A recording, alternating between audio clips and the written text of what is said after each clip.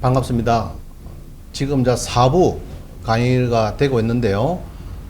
주택 및 상가 건물 임대차 보호법 적용 기준표는 이것은 84년도부터 이제 개정이 되면서 계속 왔습니다. 그래서 소액보증금은 주택에 대해서는 200만 원 이하로 있다가 지금까지 10차 개정이 되었습니다. 2018년도 10차 개정이 되면서 1억 서울 같으면은 1억 1천만 이하면은 3,700이다. 그러면은 여러분들이 설정이 많다 이러면요. 지금 세입자가 서울에 전세를 들어갔는데 설정이 많다 그러면은 3,700에 월세를 하시면은 만약에 그 신축 건물이다. 2018년 9월 18일 이후 설정이 됐더라 이러면은 3,700만 원까지는 여러분들이 소액보증을 받습니다. 그래서 보증금을 3,700에 월세 100만 원 이라더라도 여러분들이 소액보증금은 절대 뛸 일이 없습니다. 그러면 창원은 5천만 원에 1,700이니까 1,700만 원에 월세 33만 원 이 들어가면요. 1,700만 원은 소액보증금 범위이기 때문에 2018년 10차 개정 이후에 설정이 됐더라 이러면은 소액보증금은 여러분들이 전세보증금을 줬을 때 100% 확보되니까 금액을 적절히 조정을 하시면 되겠습니다. 근데 상가는 2002년 11월 1일부터 적용이 돼 가지고요. 서울은 2억 4천만 원이 지금은 6차 개정이 돼서 9억까지 지금 신축 건물에 9억까지 예로 사업자 등록을 하고 확정자를 세무서에서 받았다 이러면은 우선 변제권이 있죠. 그러면 최우선 변제권은 애당초에 1차 개정에서는 우리 창원 같은 거 경남 지역의 지방도시는 1억 4천만 원 이하여야 되고요. 환산보증금이. 소액보증금은 2,500에 750입니다. 그리고 지금은 3억 7천만 원까지 올라갔죠. 올라가고 소액보증금은 3천만 원 이하에 1,000만이다. 그래서 대출 받을 때 보통 상가 하나에 1,000만 원 빼는 이유는 그 이후에 세입자가 들어오더라도 소액보증금을 먼저 은행보다 가져가기 때문에 이제 1,000만 원을 빼고 있습니다. 자, 그렇게 이해하시면 되겠고, 아까 말씀드렸듯이 5월 13일 이후로 상가 권리금이 신설되고 대항력이 이렇게 무제한으로 금액이 해제가 되면서 여러 9억이 넘더라. 지금 설정이 지금 요번 2019년 8월 달에 신축 건물인데 상가가 1층에 19억이라도 이거는 인수가 될 수는 있지만은 서로 세무서에서 확정일자를 받았더라도 우선 변제권은 배당료 했더라도 우선 변제권은 인정한다. 거기에 대해서 여러분 조심해야 되겠고요. 그리고 선순위를 여러분 파악할 때 동사무소 갑니다. 가셔가지고 전입세대 열람내역을 파악을 받는데 꼭 여기처럼 두 통을 발급을 받아야 되겠습니다. 구주소, 신주소를 받아가지고 1번 건주당 설정보다 먼저 전입일자가 빠른지 빨라서 선순위 세입자가 있는지 이걸 확인해야 되겠죠. 그래서 여러분들이 이제 구주소, 신주소를 꼭 좀 받아라 제가 설명을 드렸습니다. 구주소에서는 지금 안 나옵니다. 이게 안 나오는데 신주소에서는 이게 전입자가 있습니다. 신주소에 있어요. 그래서 설정이 그 이후에 건저당이 됐기 때문에 이분은 예로 전세보증금이 5억이다 그러면은 5억이 인수가 됩니다. 그래서 9억짜리면은 여러분들이 한 3억 정도 낙찰을 받고 5억은 인수라고 그래야 되는데 위에 거를 보면은 이 사람이 배당을 받는 값다 하면 안 되겠죠. 그래서 여러분들은 두 통을 발급한다. 그런데 전입시대 열람 내역에도 안 나오는 사람이 있어요. 이거 누구냐 하면은 외국인들입니다. 외국 국적 동포는 국적 동포 국내 거소 신고 사실 증명서에서 대항력이 있는가 없는가 이렇게 확인이 되기 때문에 예로 노크를 했는데 외국인이 있어요. 후아유, 니하오마 이런 식으로 외국인이 있으면은 여러분들은 동사무소에 분명히 전입신고는 안 되어 있을 겁니다. 분명히 외국인들은 전입시대 열람이 없습니다. 이게 왜냐 하면은 이 주민자치센터는 행자부 소속이고요. 외국인들은 이 법무부 소속이라서 이게 부서가 다르고 등등 해서 여러분들이 외국인들은 제외 국적, 외국 국적 동포, 그죠? 국적 동포들은 동사무소에 전입시대 열람이 안 됩니다. 그래서 그 사람들이 선순위 될 수 있어요. 그래서 방문해가지고 노크를 했는데 설정은 2년 전 됐는데 외국인 물어보니까 5년 전에 들어왔다 이 얘기입니다. 그러면은 그 사람은 외국인이 선순위가 될 수 있어요. 될 수가 있고 설정은 10년 전 됐는데 지금 2년 전에 거꾸로 이제 외국에서 들어왔다 이러면은 이제 후순위 되겠죠 당연히. 이제 그것도 가능하지만은 일단 외국인은 전입 세대 열람 내역에 지금 표시가 안 된다. 자, 이런 문제점이 있어요. 그래서 여러분들은 조심해야 되겠고요. 자, 사례를 한번 보겠습니다. 2017에 15389 이런 사례를 보면은 여기에는 지금 전입이 국내 거소 신고 사실 증명서 지금 이렇게 되어 있어요.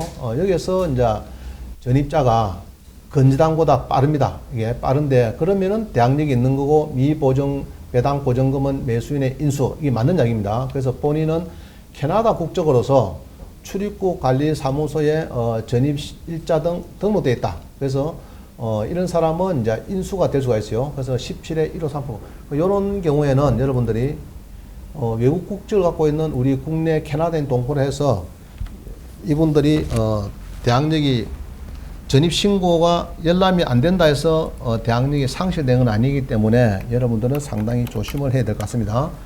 자, 한번 보겠습니다. 사례를. 자, 요거 보니까요. 이런 경우입니다. 1억 1000입에서 미납이 됐죠. 미납이 됐다 그런 것은 항시 세입자가 있어서 뭐가 선순위 있더라. 그래서 이 사람은 요 10% 458만 7,500원을 띄었다. 그죠? 10%. 자, 근데 여기 보면은 이모 씨가 전입이 1번 건저당보다도 상당히 빠릅니다. 그죠? 상당히 빠르죠? 빠르고 배당률을 했지만은 확정일자가 지금 넣습니다. 그죠? 거꾸로 넣었죠? 그래서 전입은 빠르니까 이분은 7천만 원 크는 돈인 선순위냐? 이 말입니다. 선순위냐. 근데 이분은 이 현황조사서를 보면은 아마 분명히 전입 조사가 안 될 겁니다. 이게 보면은 이게 307호니까 이겠네요. 캐나다 국적으로 전입은 돼가 있다. 뭐 돼가 있어요. 돼가 있는데 지금 매각문구면서를 보면요. 이 동사무소에 전입은 지금 안 됐을 겁니다. 그래서 이제 여기 보시면은 이제 우리 현황조사, 현황조사를 하니까 집행관에 가서 조사하니까 전입이 안 되어 있더라. 그죠? 전입신고, 전입이 안 되어 있습니다. 안 되어 있고, 출입국 관리국에 전입일자가 등록되어 있다가 진술했단 말이죠. 근데 이분이 제출한 것은 요겁니다. 요거. 국내 거소 신고 사실증명서를 전입일자를 볼 수 있느냐. 이제 이게 이제 지금은 우리가 판례에서 보니까 볼 수 있다. 지금 그렇게 지금 최근에 판례가 나왔습니다. 자, 그러면 사례가 한번 보겠습니다. 이 판례에 놓은 사례를 봅니다. 김포시에 보면 아파트가 하나 나왔어요. 14역 937. 자, 김포시에 자, 여기 보면은 김포시에 이 아파트가 경매가 나왔어요. 나왔는데 요 아파트에 지금 낙찰이 되고 뭐 이렇습니다. 2차에서 낙찰이 됐네요. 됐는데 여기에 있는 임차인은 2,500만 원에 지금 세입자가 있습니다. 2,500에 이렇게 이제 전입이 돼가 있죠.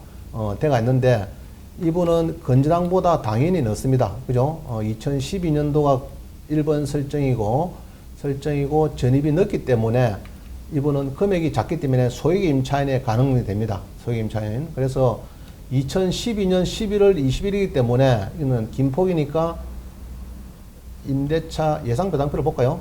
보시면은 여기에 분명히 소액보증금으로 지금 이게 배당이 지금 되고 있습니다. 소액보증금 2,500에인데 1,900만 원 배당이 은행보다 먼저 되는 걸로 지금 돼가 있어요.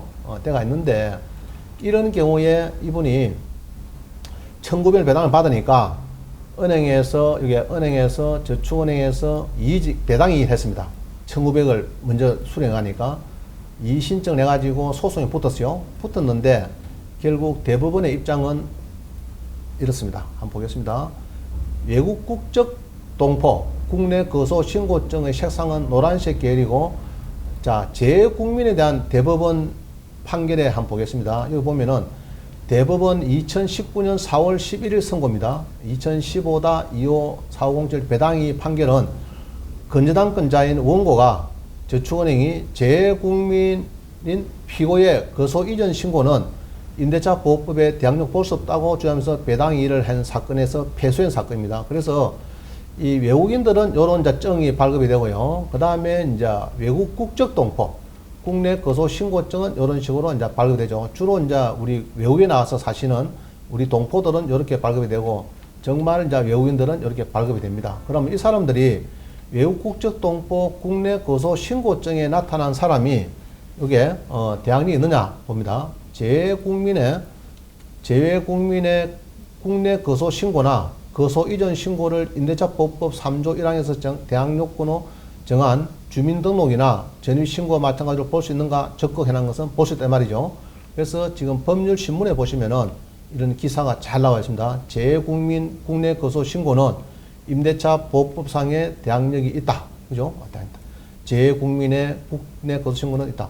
외국인 등록을 하든지, 아까 외국인 있었죠? 외국인 등록을 하든지, 그 다음에 제외국민은 체류지 변경 신고는 주민등록과 같은 법적 효력을 인정했다. 이렇게 해서 최근에 판례가 지금 나왔습니다. 그래서 제외국민인 피고가 구제동법에 따라서 이 사건 주택을 거소하여 마친 거소이전 신고에 대해서는 그 거소이전 신고를 한때 전입신고가 된 것으로 보아서 임대차 보호법 3조 1항에서 대항요건에 정하는 주민등록과 같은 법적 효과가 있는다. 이렇게 해서 판례가 최근에 좋은 판례가 나왔기 때문에 여러분들은 특히 외국에 나갔다가 국내에 들어오신 분들은 전입신고도 좀 되죠. 되니까 요 판례를 잘 인정하시고 지금 소액보증금이나 대항력이 있는 임차인에도 해당이 된다. 그러면 이 사람들은 이분들은 그 주민등록 전입이 안 돼도 안 됐지만은 선순위가 7천만 되죠. 되고 아까 1,900만 원 소액보증금도 배당받고 그래요. 그렇기 때문에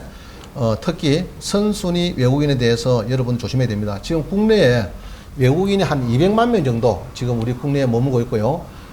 그 근로자로 등록된 사람이 약 130만 명 정도 되고 있습니다. 앞으로 외국인이 500만 명 정도로 아마 증가할 거로 보여지기 때문에 여러분들이